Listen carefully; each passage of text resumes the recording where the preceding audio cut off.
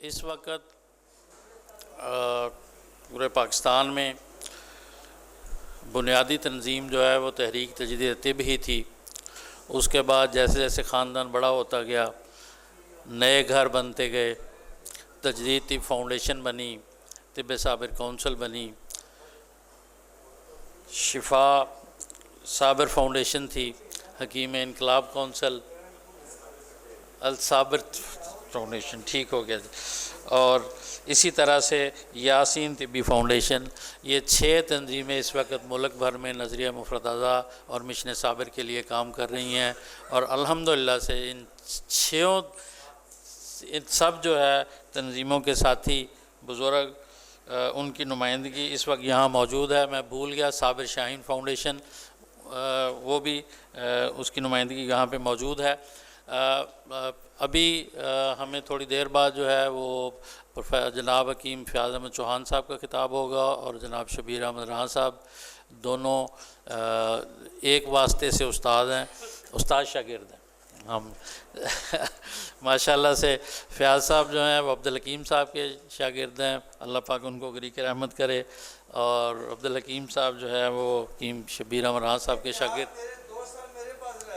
ہاں جی بس ٹھیک ہے, پھر تھوڑا ہی نام لا دینے جی. لیکن انہوں نے بہت ٹائم دیتا ہے انہوں. میں عرض کر رہا تھا کہ اس وقت جو ہے ہم جن دوستوں نے, جن احباب نے, جن ہمارے کابرین ساتھیوں نے مشن صابر کے لیے تن من دھن سے اپنا وقت دیا ہے, انہیں ان کی خدمات کے صلہ میں ہم ایک چھوٹا سا ایک ایوارڈ تقسیم کر رہے ہیں, اور یہ ایوارڈ آئندہ سے مستقل جو ہے وہ ہوگا. اس ایوارڈ کا نام صابر ملتانی لائف اچیومنٹ ایوارڈ ہے. وہ بھی آج تقسیم کیا جائے گا انشاءاللہ. جو کابرین ہے حکیم اسماعیل صدیقی صاحب نے یہ سارا انتظام کیا ہے. اور دوسرا جو ہے پروفیسر ڈاکٹر حیات محمد اوان صاحب, ایک ہم جو ریسرچ مقالہ جو ہے مقابلہ اس کا کروانا چاہ رہے ہیں, اس کی تفصیل پروفیسر صاحب آپ کو پہلے بتائیں گے. اس کے ساتھ ہی پھر ہم ایوارڈ کی تقسیم کر لیں گے. بس شکریہ. بسم اللہ الرحمن الرحیم. محترم اساتذہ اکرام, حکماء اور سب حاضرین, سب سے پہلے تو میں آپ کو مبارکباد دیتا ہوں کہ آپ لوگوں نے اس انقلابی انسان کی یاد میں آج اکٹھے ہوئی ہیں, اور بہت کچھ سننے کو یہ ملا. میں نے بہت کچھ بولنا بھی تھا, لیکن میرے پاس تھوڑا سا ٹائم کم, میں نے جانا ہے کہیں. میں بڑا مختصر سا ذکر کروں گا. خصوصاً محترم ازبکستان گئے تھے اور اپنی لائف کا بڑا نچوڑ بتایا, اور خصوصاً جو ذکر کیا وہ نصاب کا ذکر کیا, کیونکہ نصاب ہی بیسیکلی سب سے بڑی چیز ہے. مجھے تعلیم سے آلموسٹ 50 ایئر کا واسطہ ہے. بہاؤالدین زکریا یونیورسٹی میں زندگی گزاری, میں اس کا وائس چانسلر بھی رہا, لیکن انفارچونیٹلی آپ کا نصاب تو اپنی جگہ, ہمارا ایجوکیشن سسٹم کے اندر بھی نصاب جو ہے وہ کچھ رہا ہی نہیں ہے. مجھے یاد پڑتا ہے کہ جب میں بچپن میں ایک دیہاتی اسکول میں پڑھتا تھا تو وہاں پر اساتذہ اتنے ٹرینڈ اور اتنے اچھے ہوتے تھے, کیونکہ انہوں نے ٹریننگ پروگرام کیے ہوئے ہوتے تھے, اور ان کا نصاب بڑا اچھا ہوتا تھا, اور ان کی کمٹمنٹ ہوتی تھی کہ وہ صبح سے لے کے رات تک وہ طلباء کو تعلیم دیا کرتے تھے. لیکن اب انفارچونیٹلی صرف ایک ہی چیز رہ گئی ہے, وہ ایف ایس سی میں مارکس آ جائیں, اس کے علاوہ اور کوئی چیز نہیں ہے. اور انفارچونیٹلی تعلیم کا مقصد پرسنالٹی گرومنگ بھی ہوتا ہے. وہ پرسنالٹی گرومنگ بالکل ہی نہیں رہی. تو میں بہت اپریشیٹ کرتا ہوں محترم کہ آپ نے نصاب کا ذکر کیا، کیونکہ نصاب ہی بیسیکلی بیس ہے کسی تعلیم کا. اور ابھی جو مقرر بڑا ڈیٹیل میں، اتنا ڈیٹیل میں کہ انہوں نے ساری تھیوریز، خواہ وہ ایلوپیتھی ہے، خواہ ہومیوپیتھی ہے، خواہ وہ یونانی ہے، ان سب کا موازنہ کر کے بتا بھی دیا کہ کیا ہے. میں نے اپنی زندگی میں اتنا ڈیٹیل لیکچر نہیں سنا. اللہ تعالیٰ ان کو زندگی دے اور ایسی کارروائی آئندہ بھی جاری رہے. اور شروع میں ذکر کرنا چاہیے تھا کہ خالد صاحب میرے پرانے ساتھی،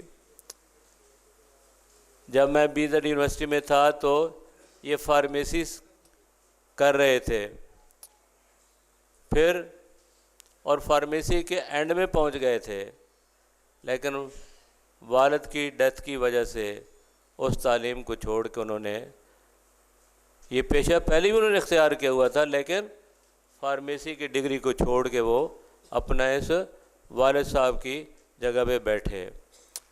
بڑا پرانا ساتھ ہے. بہت بہت خالد صاحب شکریہ کہ آپ ہر سال مجھے دعوت دیتے ہیں اور میں یہاں آتا ہوں.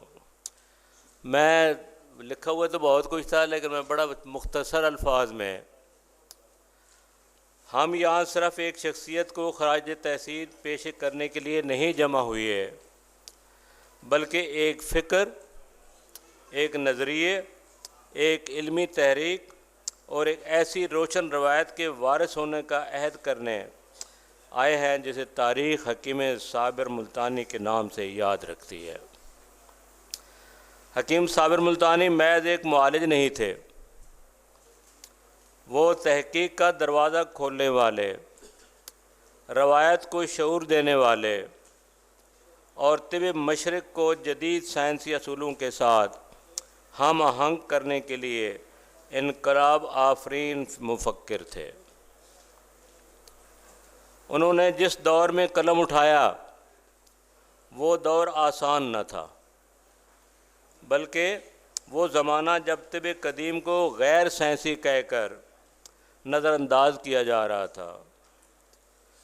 لیکن حکیم صابر ملتانی صاحب نے نہ صرف دلائل سے اس علم کی بنیادوں کو مضبوط کیا، بلکہ تحفظ اور ارتقاء طب کے نام سے وہ فکری سمت دی جس نے مشرقی طب کو صرف روایات نہیں بلکہ سائنس، تجربہ اور تحقیق کا درجہ دیا. اور یہی چیز آج میں یہاں سن رہا ہوں، اور خاص کر ابھی لاسٹ مقرر نے یہ بڑی ڈیٹیل میں اس تحقیق کا ذکر بھی کیا. حکیم صابر ملتانی ہیرو آف تحفظ اور ارتقاء طب. حکیم صاحب نے اپنے علمی سفر میں نہ صرف مشاہدہ کیا بلکہ اس مشاہدے کو تجربے سے گزارا اور تجربے کو اصول بنا کر نسل نو کے لیے محفوظ کیا. ان کے تعلق نے یہ ثابت کیا کہ نسخہ محض اجزاء کا مجموعہ نہیں، بلکہ مزاج، آپ کی تو فیلڈ ہے، بلکہ مزاج، موسم، جسمانی کیفیت اور غذائیت کا مربوط رشتہ ہے. اسی بنا پر انہیں بجا طور پر ہیرو آف ارتقاء طب کہا جاتا ہے، کیونکہ انہوں نے روایات کو ثبوت کے ساتھ زندہ رکھا، اصول کو سائنسی لاجک سے جوڑا اور طب کو زمانے کے ساتھ چلنے کا حوصلہ دیا.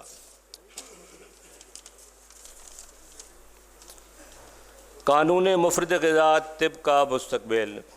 حکیم صاحب کی فکر کا سب سے مضبوط ستون قانون منفرد غذا ہے، ایک ایسا نظریہ جس نے طب مشرق میں غذا کے کردار کو ایک ایسی نئی زبان دی. یہ قانون ہمیں یہ بات سمجھاتا ہے کہ غذا دوا ہے، غذا قوت ہے، اور غذا صحت کی پہلی اور سب سے مستحکم بنیاد ہے۔ آج ہمیں کن ذمہ داریوں کا سامنا ہے؟ آج جب دنیا جدید بیماریوں، مصنوعی غذاؤں، ذہنی دباؤ اور میڈیکل کمرشلائزیشن کا شکار ہے، تو ہمیں ضرورت ہے کہ تحقیق کو آگے بڑھائیں، اور ماشاءاللہ آپ تحقیق کو آگے بڑھا بھی رہے ہیں۔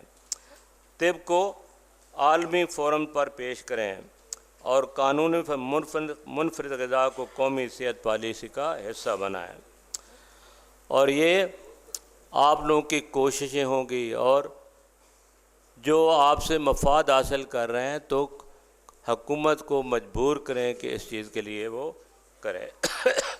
یہ ہمارا اخلاقی، سائنسی اور تاریخی فرض ہے کہ ہم اس ورثے کو صرف کتابوں تک محدود نہ رکھیں، بلکہ جامعات میں داخل کریں، نصاب کا حصہ بنائیں اور علمی تحقیق کے ذریعے عالمی سطح پر تسلیم کروائیں۔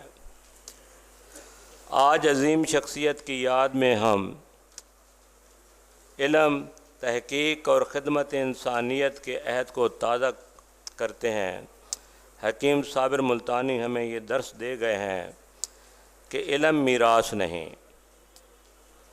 بلکہ امانت، اور صرف محفوظ نہیں کی جاتی، امانت صرف محفوظ نہیں کی جاتی بلکہ آگے بڑھائی جاتی ہے۔ اللہ تعالیٰ ہمیں قوت دے کہ ہم اس فکر کو نسلوں تک پہنچا سکیں۔ آخر میں دعا کرتا ہوں کہ اللہ تعالیٰ ہمارے اس علمی سفر کو قبول فرمائے، ہمیں اخلاص عطا کرے اور اس راستے میں ہمارے قدم مضبوط کرے۔ اب میں تھوڑا سا، جیسے خالد صاحب نے ذکر کیا کہ ایک مقابلے کے لیے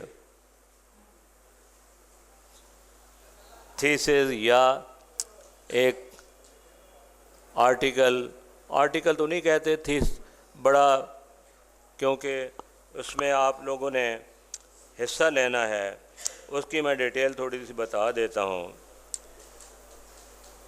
یہ کون آرگنائز کر رہا ہے؟ Department of research and education, طب صابر کونسل ملتان۔ اور کس کے ساتھ کولیبریشن ہے؟ شفا خانہ غذا سے علاج ملتان، جو خالد صاحب کا ہے۔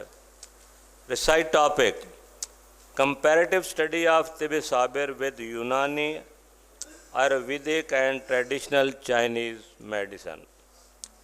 آبجیکٹیو کیا ہے جی؟ promote the scholarly comparison between traditional medical system. Second, highlight the principle and philosophy of Tib Sabir. Third, encourage research and academic engagement among the practitioner and the students so that the system go ahead. Guideline: total کتنا size ہونا چاہیے؟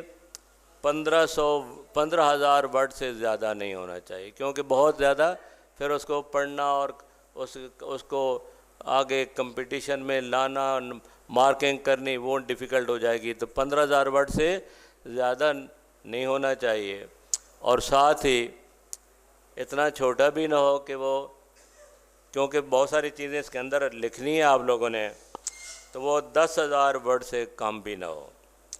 اس کا خلاصہ یا 100 word, اس کی format easily ہے کہ PDF میں کنورٹ ہو جائے گی۔ سٹرکچر کیا ہوگا؟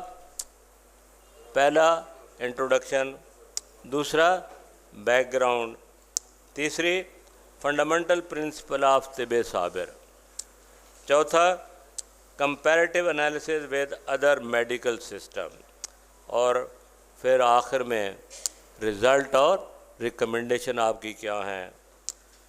تو یہ بعد میں اس کی اسیسمنٹ ہوگی، یہ ساری چیزیں سوشل نیٹ ورک پہ ایڈورٹائز کر دی جائیں گی، آپ دیکھ بھی سکیں گے۔ تو اب پرائز کی بات ہے، تو پہلا پرائز 50,000 اور ساتھ شیلڈ بھی ہوگی اور सर्टिफिकेट भी होगा। दूसरा प्राइज़ 30,000 प्लस सर्टिफिकेट।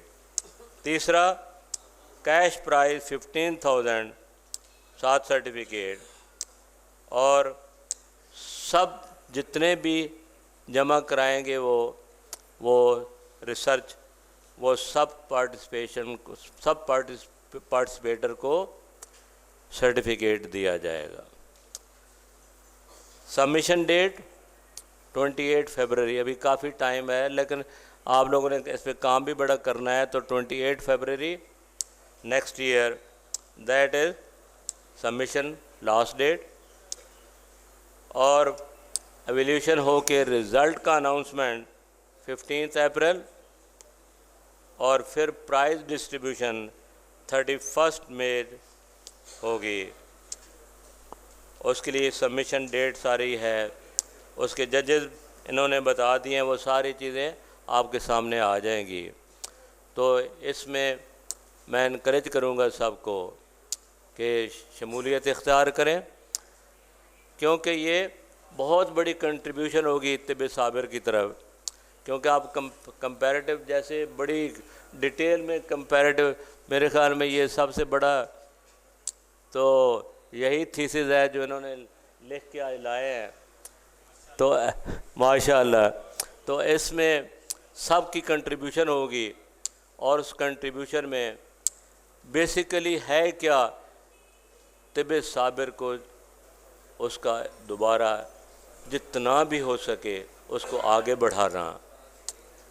और आप सब कमिटेड हैं इससे, तो इसमें आप मैक्सिमम पार्टिसिपेशन करें, और इनामात हमने बता दिए, उसके लिए शामिल हो।